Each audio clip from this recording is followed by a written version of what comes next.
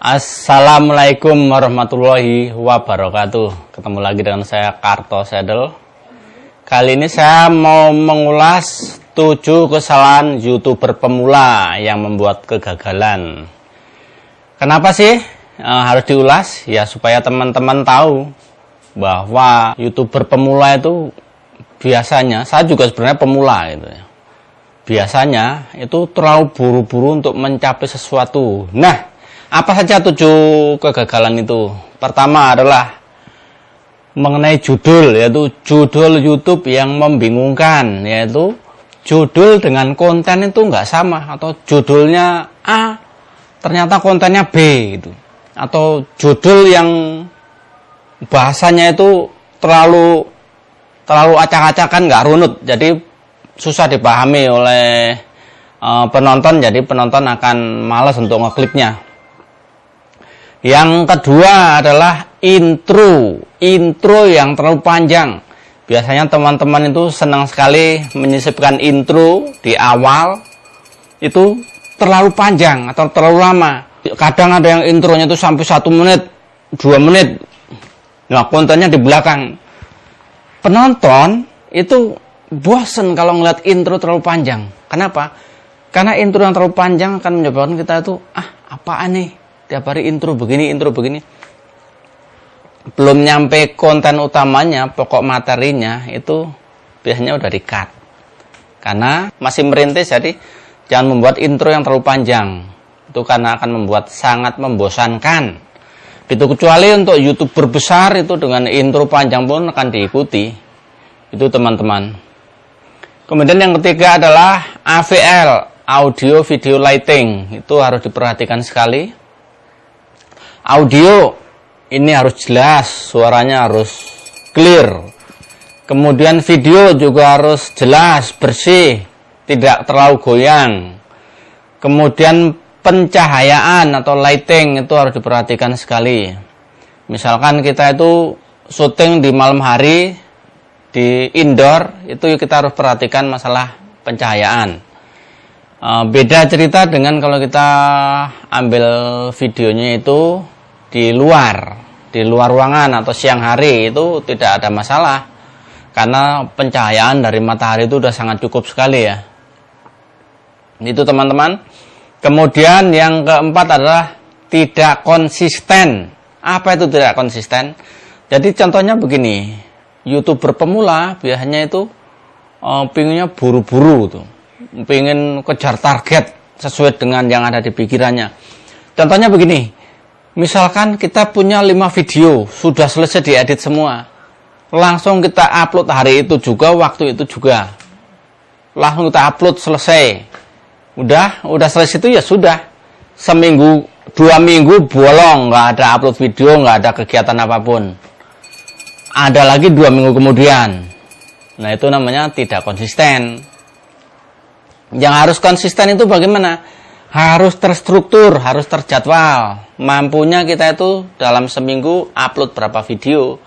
Kalau misal mampunya cuma 2 video dalam 1 minggu, ya udah kita upload. Misalkan hari Sabtu sama Rabu, itu, atau Minggu sama Kamis, itu teman-teman.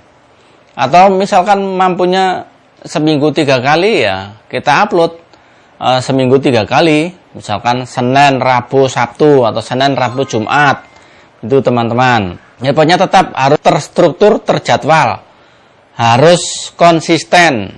Jangan hari ini upload video 1, bluong, 2 minggu kemudian upload 5, atau sebaliknya.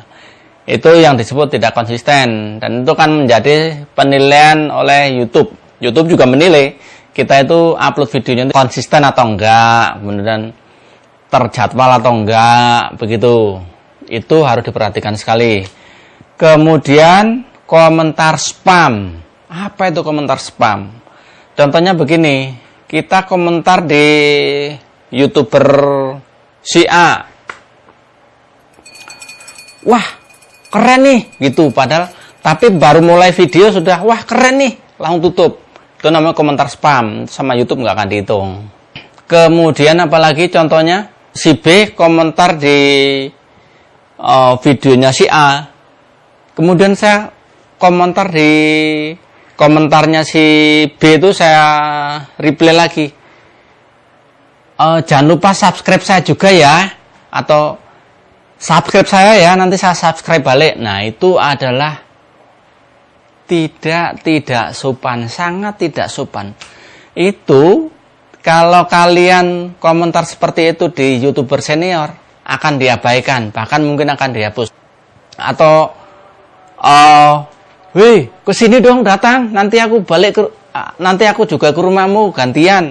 Apakah itu yang disebut kalau di YouTube tuh nggak santun, nggak sopan? Jadi kalau memang mau subscribe saja. Jangan dengan komentar seperti itu.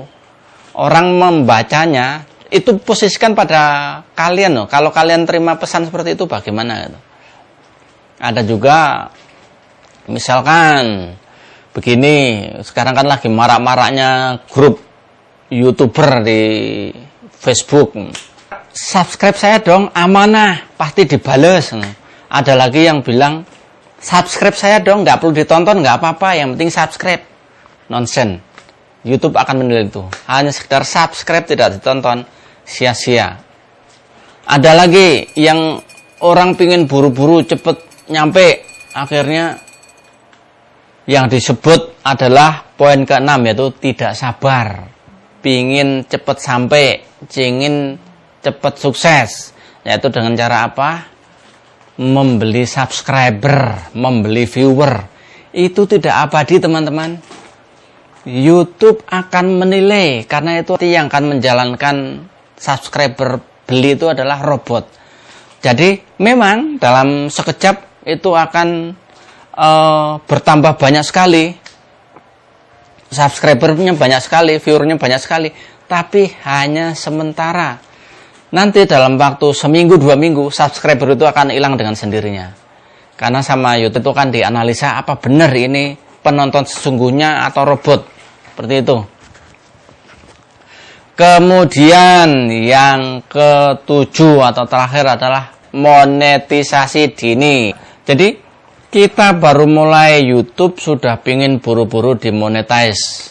Pikirannya udah, wah, saya harus segera monetize nih biar cepet dapat duit. Saya harus cepat monetize nih biar cepet-cepet gajian. Oh, nggak bisa begitu. Sekarang kan monetize itu ada aturannya. Jadi kita harus ditonton 4.000 jam, kemudian punya subscriber 1.000 minimal, itu baru akan di ACC, akan di approve untuk monetize-nya. Itu juga belum tentu di approve ya. Video akan dinilai apakah itu video re-upload, video kena copyright atau hak cipta atau lainnya. Itu banyak sekali yang seperti itu tidak diterima ya monetize-nya, karena faktor video-video yang nggak asli atau video re-upload, video orang lain kita upload lagi, seperti itu teman-teman. Ada komen yang tanya ke saya, Mas, saya harus punya berapa subscriber supaya gaji saya tiap bulan 20 juta. Wah, luar biasa sekali. Baru upload 1-2 video udah nanya, saya harus punya subscriber berapa supaya gaji saya tiap bulan dari YouTube itu 20 juta. Wah, luar biasa. Itu akan menyebabkan kegagalan. Karena apa? Karena di otak kita cuma memikirkan dapat uang. Tidak seperti itu, teman-teman. Kalau di YouTube itu kita harus bersusah-susah dahulu, bersenang-senang kemudian. Tidak baru upload 2-3 video langsung udah mikirin monetisasi. Masih jauh, langkahnya masih jauh. Apalagi sekarang untuk proses monetisasi juga udah dibatasin, nggak bisa langsung kita monetisasi.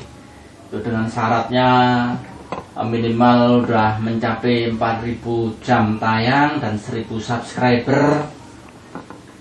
Begitu teman-teman. Jadi banyak sekali hal-hal yang harus kita pelajari, kita perhatikan, kita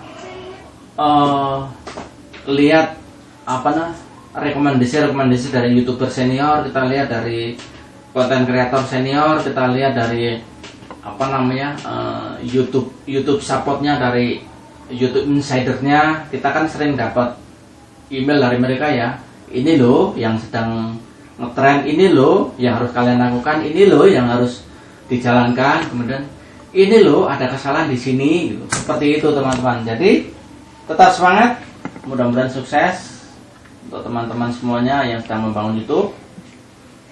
Pokok utamanya adalah konsisten ya, harus konsisten.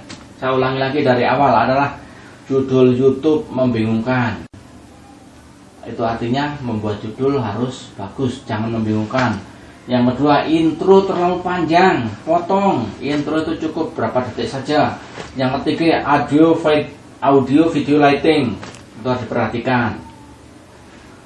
Suara, video, dan pencahayaan harus diperhatikan. Yang keempat, tidak konsisten, seperti yang tadi sudah berulang kali saya sebutkan. Untuk upload video itu harus terstruktur, terjadwal ya. Yang kelima, komentar spam, sudah saya sebutkan tadi. Komentar spam itu seperti apa. Kemudian tidak sabar, pengen cepet-cepet menuju puncaknya, pengen cepet-cepet berhasil. Yang kelima, yang ketujuh monetisasi terlalu dini. Itu pikirannya sudah dimonetize belum? Ini gimana monetisnya? Lupakan. Karena syaratnya sekarang harus 4.000 jam tayang dan 1.000 subscriber. Tidak seperti dulu awal-awal ada YouTube, kita cukup upload 3 video original itu langsung dimonetize, kemudian naik lagi. Syaratnya berubah menjadi 10.000 viewer, subscribernya masih diabaikan dulu. Itu masih gampang. Sekarang syaratnya itu berat ya. Jadi seperti itu teman-teman. Tetap semangat, tetap berkaya, lanjutkan. Mudah-mudahan makin sukses untuk teman-teman semuanya. Yuk, salam sehat untuk kita semua. Mantap.